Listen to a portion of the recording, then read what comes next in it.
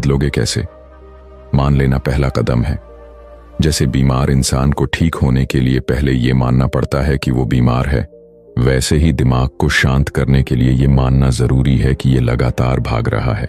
जब आप इसे पहचान लेते हो तो अगली बार जब आपका दिमाग बेकाबू दौड़ना शुरू करे तो खुद से कहो, रुको, ये सिर्फ एक विचार है, ये हकीकत नहीं।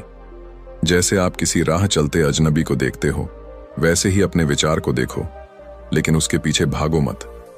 जितना ज्यादा आप सोच के गुलाम बनने से इनकार करोगे, उतना ही ये ताकत खो देगा।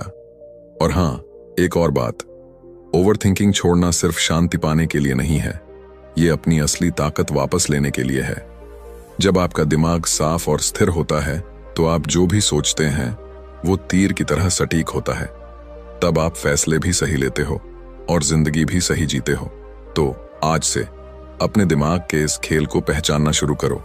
अपने आप से ईमानदारी से पूछो, क्या मैं इस वक्त सोच रहा हूं या बस उलझ रहा हूं?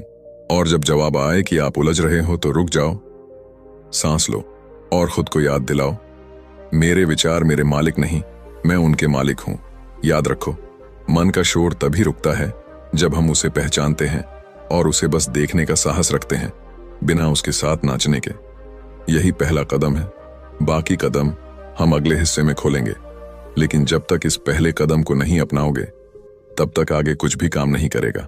जिंदगी में सबसे बड़ी गलती हम ये करते हैं कि हम जीते आज हैं, पर दिमाग हमारा या तो कल में अटका रहता है या कल की चिंता में भाग रहा होता है। यही वजह है कि हम हर पल की असली खूबसूरती, उसकी ताकत, उसका स्वाद खो देते हैं। और यही कारण है कि बुद्ध ने बार बार एक बात सिखाई, वर्तमान में लौटो। सुनने में यह साधारण लगता है, लेकिन अगर इसे जी लिया तो जिंदगी बदल जाएगी। सोचिए, जब आप चाय पी रहे हों तो क्या आप सिर्फ चाय पी रहे होते हैं? नहीं, आप सोच रहे होते हैं, अभी ऑफिस में मीटिंग है, क्लाइंट को क्या बोलूंगा? कल जो उसने कहा, क्या उसका मतलब यह था? आगे का प्लान क्या होगा? और चाय खत्म हो जाती है, लेकिन आपने उसका असली स्वाद ही नहीं लिया। यही तो है हमारा सबसे बड़ा नुकसान।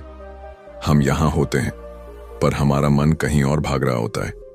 बुद्ध ने इसका एक बेहद आसान लेकिन चमत्कारी उपाय दिया।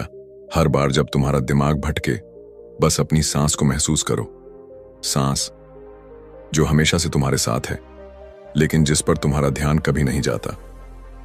अंदर आती सांस, बाहर जाती सांस, कोई जबरदस्ती नहीं, कोई कंट्रोल नहीं, बस देखना, बस महसूस करना, जैसे तुम किसी नदी का बहाव देख रहे हो।